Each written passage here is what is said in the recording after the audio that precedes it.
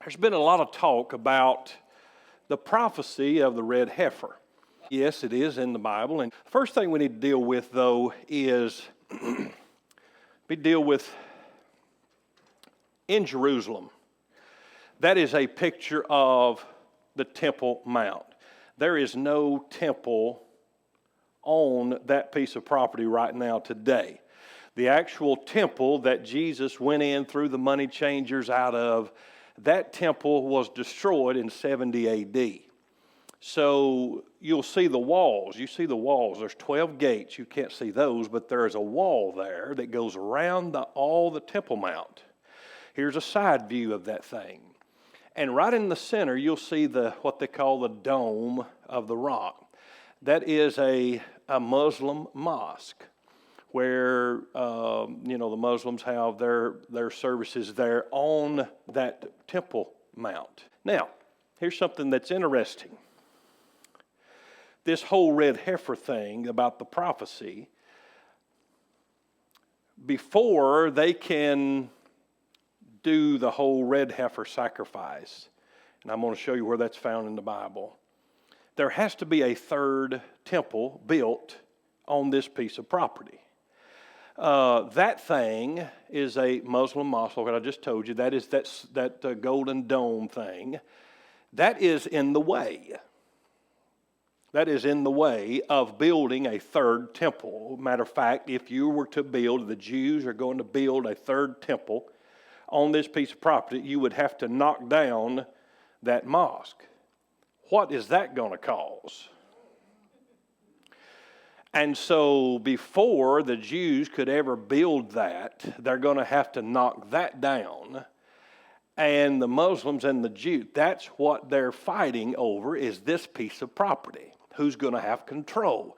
The Muslims believe that Muhammad left out and ascended into heaven from this piece of property. The Jews believe that this is where their temple is supposed to be. They believe this is where Abraham sacrificed Isaac in Genesis 22, this particular place. And this is the actual place where Jesus is coming back to at the second coming of Christ. He rode the donkey into Jerusalem the first time. They crucified him. He'll ride a white horse. We talked about it Sunday morning. He rode a white horse, and he'll ride in through the eastern gate on this particular piece of property.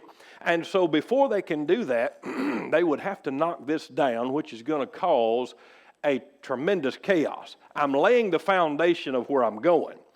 This is what they want to do.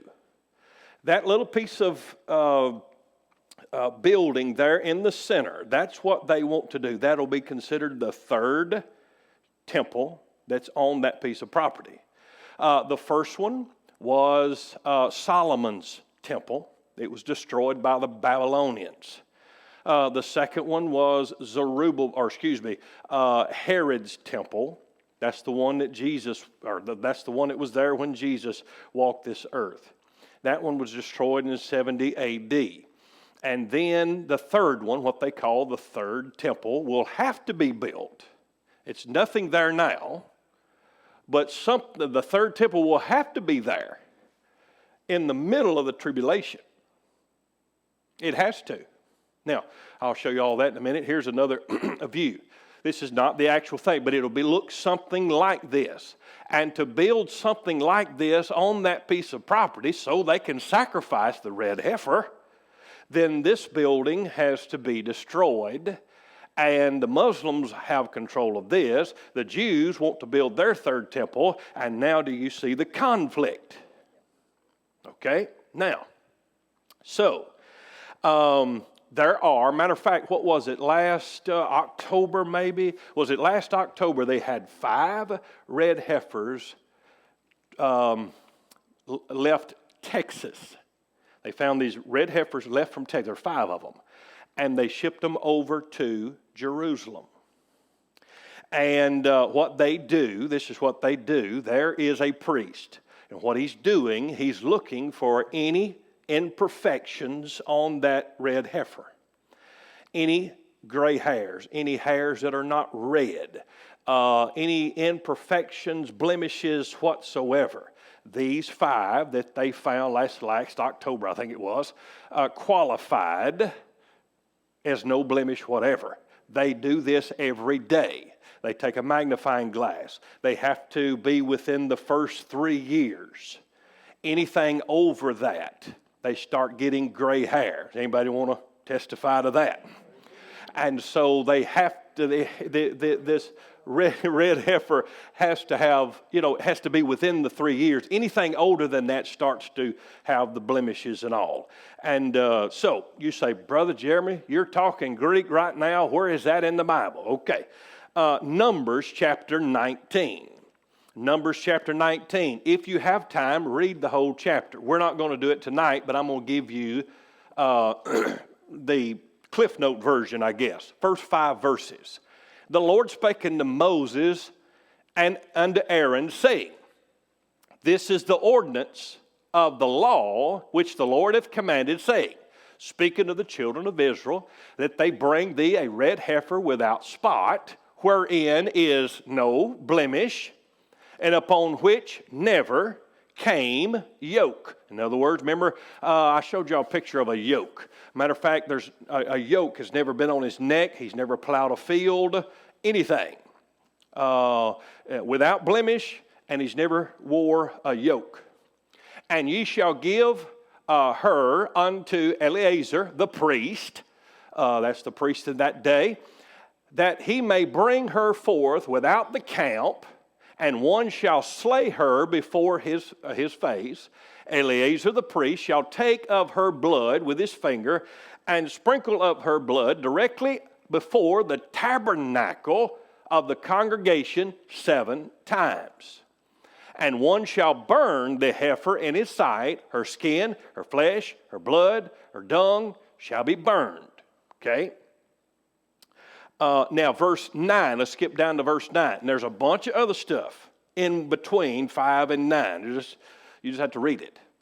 And a man that is clean shall gather up the ashes of the heifer and lay them up without the camp in a clean place. And that shall be kept for the congregation of the children of Israel for a water of separation. It is a purification for sin. And he that gathereth the ashes of the heifer shall wash his clothes and be unclean until the even. And it shall be upon the children of Israel, upon the stranger that sojourneth among them, for the statute forever, what they were due. Whenever this is. Now, obviously, there's going to be a temple, a third temple, sometime in the tribulation. After they built that temple, they have to take the red heifer without spot, without blemish, that's never wore a yoke, what we just seen. One of these 5 that they just brought over from Texas or whatever. And one of them that is deemed okay, authorized, I guess you'd say. They would kill it. The priest would kill it, do that. The ashes, they would mix that with water. They would take the ashes of the red heifer and the water, and they will sprinkle this place so it will be clean. And then all of the impurities of this particular temple mount will be clean by the ashes of the red heifer, and they will sacrifice this red heifer and clean all of that, and then there you go. And then they will be able to do their sacrifices and all of that in that temple. Now, you might be thinking what in that temple consists of, and I'll show you. Let's just say, now like I said, this is just a replica. So in the Old Testament, that temple looks something like this. And of course, you had the walls out here. Y'all understand that? And then you had a door here. And then you had the brazen altar. And then the brazen laver. Well, actually, that's a rectangle. And then there was a curtain. And here was the golden lampstand. I know y'all are loving this drawing. Over here is a table of showbread. How's them legs? Okay, and there's 6 pieces of bread there, and then there is a altar of incense, and then there's a 4-inch, and then in here is the Ark of the Covenant. This is the western wall, eastern, that's the western wall, and this is the closest that you can get to the presence of God. They have sacrificed that red heifer right here on that altar, brazen altar. That is the thing that they're wanting to build. That would be in this thing right here, and it would set here, and they would take, like I said, the ashes of the red heifer and so on and so forth, and clean the place. Now, here's something the news media did not tell you, and they left out. Do y'all want to know? They're going to tell you this on the news media because it'll make the Bible true. The Bible's already true, whether the news media recognizes it or not. In October, when Hamas and Hezbollah attacked Israel, the reason they attacked is because the Jews brought the red heifers over to this land. Say, Brother Jeremy, you don't know what you're talking about. Okay. When Hamas, the spokesman, whatever his name is, he's the head of Hamas, can't say his name, began a speech marking the 100th day of war in Gaza. One confronting yet eye-opening proclamation escaped the headlines, listing the motives for the Palestinian militant group October 7th massacre in Israel. He accused Jews of bringing red cows to the Holy Land. The Muslims know that if the Jews are they're getting ready to build that third temple, and they know to build that third temple the mosque has to come down, and that's why they're fighting right now, is over that particular piece of property. It's because of these. Now, when I said a red heifer, people were like, my goodness, there ain't no way that's in the Bible. Well, there it is. And that is the reason that is there. And you'll hear about this different, Now, let me say, this does not mean all 5 of these, they may say that they got a blemish. Does not mean just because we find a red heifer's born. I see all the time on the internet, red heifer's born. Lord's coming. Look up. What if you don't qualify? Red heifers have been born the whole time. But it just has to be that one that was without spot, without blemish, has never wore yoke, such and such. We went over that. So that is the reason for that. Any question or comment about that before I move on to question number 2? Well, here's one thing. Let me say this right here. You're talking about the Hamas in Israel and all of that. Before they're going to be able to do that. Now watch. The only way they'll be able to do that is if the Jews and the Muslims sit down, shake hands, and bring in a peace treaty that says, okay, we can worship together as one.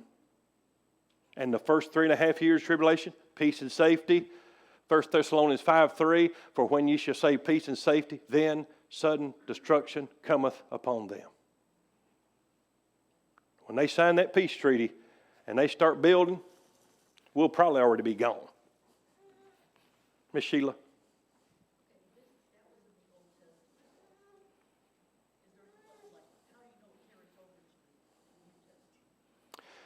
Okay. In the Jew, all right.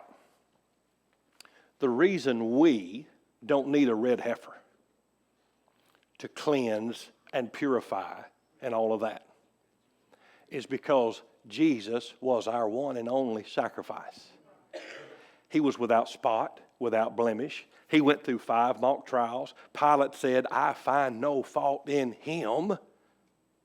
He was examined, and they crucified. It wasn't a red heifer, but he was our sacrifice. The Jews don't believe he was the sacrifice. So they're still going to do a sacrifice. They don't have to, but they don't believe he was the sacrifice. So they're still under that Old Testament, we're going to do this in this third temple and we're going to purify everything, not knowing he's already done it, you see.